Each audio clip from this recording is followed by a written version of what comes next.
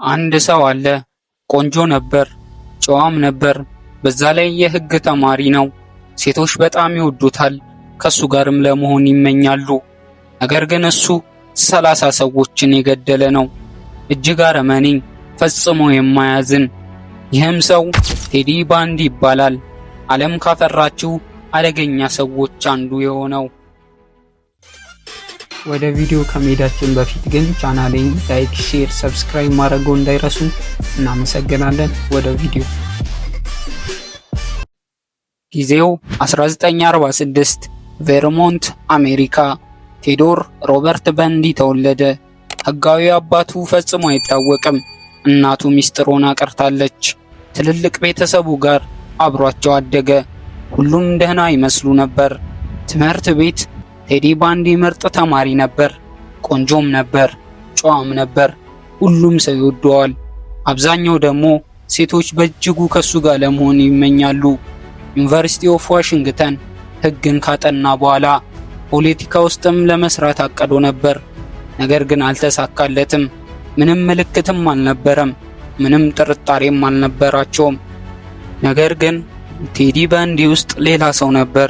እጅግ አረመኔ፣ ጨካኝ፣ ነፍሰ ገዳይ ነበር።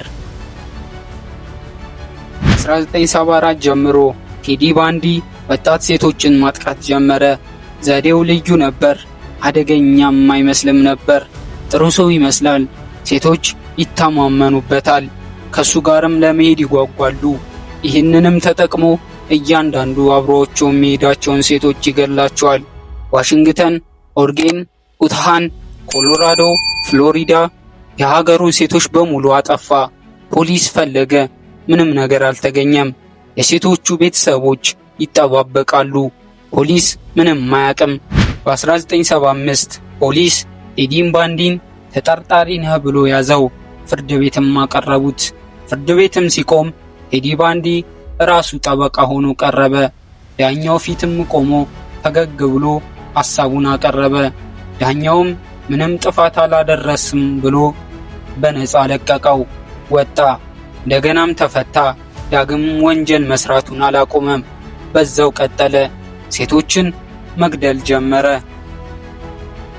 በ1977 ቴዲ ባንዲ እስር ቤት ሳለ ሁልጊዜ ለማምለጥ ያስብ ነበር። 2 ጊዜ ማምለጥ ችሎ ቢሆንም ፖሊስ ይዘው ነበር። በመጨረሻም አመለጣቸው። ፍሎሪዳም ሄዶ አዲስ ስም ያዘ። ዳግም ወንጀሉን መስራት ጀመረ። 1978 ጃንዋሪ ፍሎሪዳ ስቴት ኦፍ ዩኒቨርሲቲ ሌሊት 3 ሴቶች ላይ አጠቃ።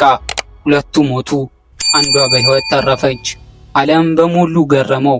ፖሊስ ሮጦ ቴዲ ባንዲን እንደሸሸ ካወቀ በኋላ እሱን ለመያዝ መሯሯጥ ጀመሩ። 1978 ፌብሩዋሪ ላይ ፖሊስ ባንዲን በቁጥጥር ስር ዋለው። ከዛም የጋዜጠኛ ስም ጠቅሶ ከነሱ ተፋታቸው። ኬነዝ ሚስተር ነኝ ብሎ ፖሊስም አምኖ ለቀቀው። ዳግም ሄደ። 2 ሳምንት በኋላ ዳግም ያዙት። ይህ ግን ፍጻሜው ነበር። ፍርድ ቤትም ቆመ። ቴዲ ባንዲ ዳግም ለራሱ ጠበቃ ሆኖ ቀረበ። ዓለም ትኩረቱ በሙሉ ወደ ቴዲ ባንዲ ወንጀሎች መሆን ጀመረ። ሚዲያዎች ስለሱ ማውራት ጀመሩ። የሞቱ ሴቶች ቤተሰቦች እንባቸው በዓይን መሞላት ጀመረ። ዳኛም ለቴዲ ባንዲ እንዲህ ብሎ ነገረው። ፍጻሜ ማለትም የፍርድ ውሳኔው ቀረበ።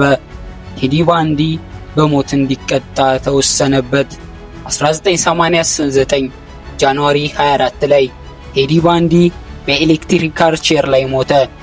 ሞቱ ቀን ፍርድ ቤት ውጪ ሰዎች ደስ አላቸው። ፓርቲ ማዘጋጀት ጀመሩ።